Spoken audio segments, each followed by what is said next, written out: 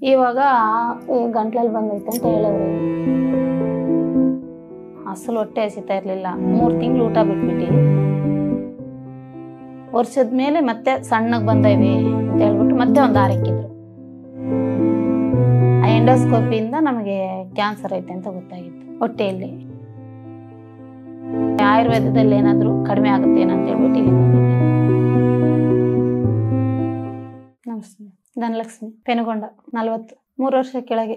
ಆಗ ಎಂಡೋಸ್ಕೋಪಿ ಮಾಡಿಸಿದ್ವಿ. ಅಸಲು ಹೊಟ್ಟೆ ಹಸಿತಾ ಇರಲಿಲ್ಲ. 3 ತಿಂಗಳು ಊಟ ಬಿಟ್ಬಿಟ್ಟು ಬರೀ ಎಳ್ನೀರು ಮಜ್ಜಿಗೆ ಕುಡಿತಾ ಇದ್ದಿದ್ದು.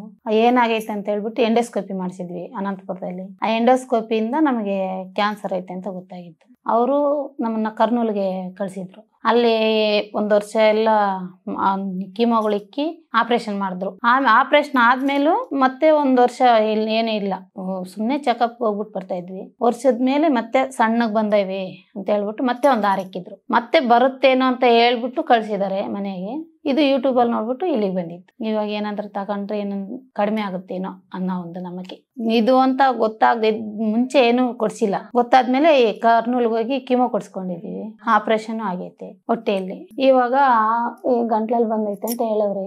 ಕಡಿಮೆ ಆಗೈತೆ ಅಂತಂದ್ರು. ಮೊನ್ನೆ ಸ್ಕ್ಯಾನಿಂಗ್ ಮಾಡ್ಬಿಟ್ಟು ಮತ್ತೆ ಬರುತ್ತೇನೋ ಅನ್ನೋ ಭಯದಿಂದ ಇಲ್ಲಿಗೆ ಬಂದಿದ್ದೀವಿ. ಇವಾಗ್ಲೂ ಹಸಿವಾಗ್ತಾ ಇಲ್ಲ. ಮತ್ತೆ ಹಸಿವಾಗ್ತಾ ಇಲ್ಲ. ಊಟ 1 ದಿನ ಎಲ್ಲ ಮಾಡ್ದಿದ್ರು ಹಸಿವು ಅನ್ಸಲ್ಲ. ಬಲಿಂತವಾಗ ಒಂದ್ ಸ್ವಲ್ಪ ಹೊತ್ತಿಂದ್ರ ಆಯಾಸ ಬರ್ತಾ ಇರುತ್ತೆ. ಮತ್ತೆ ಅಲ್ಲಿ ಹೋದ್ರೆ ಕೀಮೋ ಕೊಡ್ತಾರೆ. ಅದು ಕೀಮೋ ಇಲ್ದಂಗೆ ಈ ಆಯುರ್ವೇದದಲ್ಲಿ ಏನಾದ್ರು ಕಡಿಮೆ ಆಗುತ್ತೆ ಏನಂತ ಹೇಳ್ಬಿಟ್ಟು ಇಲ್ಲಿಗೆ ಬಂದಿದ್ದೀವಿ. ಇದು ಬಳಸಿದ್ಮೇಲೆ ಆಮೇಲೆ ಏನಾಗುತ್ತೋ ಗೊತ್ತಿಲ್ಲ, ನೋಡ್ಬೇಕು. ಯಾರಿಗೂ ಇಲ್ಲ. ನಮಗೆ ಫಸ್ಟ್ ಸುಸ್ತಾಗುತ್ತೆ, ಹೊಟ್ಟೆ ನೋವು ಬರುತ್ತೆ. ಆವಾಗ ಸ್ವಲ್ಪ ಮುಂಚೆ ಬರ್ತಿದ್ದಂಗೆ ಜಾಸ್ತಿ ಏನ್ ಬರಲ್ಲ, ಸ್ವಲ್ಪ ಇರುತ್ತೆ.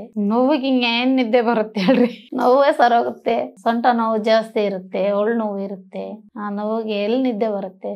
ಅವ್ರು ಹೇಳವ್ರೆ 3/4 ಭಾಗ ನಮ್ಗೆ ಹಂಗೆ ಹೇಳವ್ರೆ, ತಗೊಳ್ರಿ 1-2 ತಿಂಗಳು 3 ತಿಂಗಳು, ಆಮೇಲೆ ನೋಡ್ರಿ ನಿಮ್ಗೆ ಗೊತ್ತಾಗುತ್ತೆ ಅಂತ. ಹಾಸ್ಪಿಟ್ಲ್ಗೂ ಹೋಗ್ರಿ ಅಂದವ್ರೆ. ಅಲ್ಗೂ ಚೆಕಪ್ಗೆ ಹೋಗ್ಬೇಕಂತೆ. ಹೋಗ್ತಾ ಇದ್ರೆ ಗೊತ್ತಾಗುತ್ತೆ ಅಂದವ್ರೆ. ನೋಡ್ಬೇಕು. ನಂಬಿಕೆಯಿಂದ ತಗೊಂಡಿದ್ದೀವಿ. Thank you.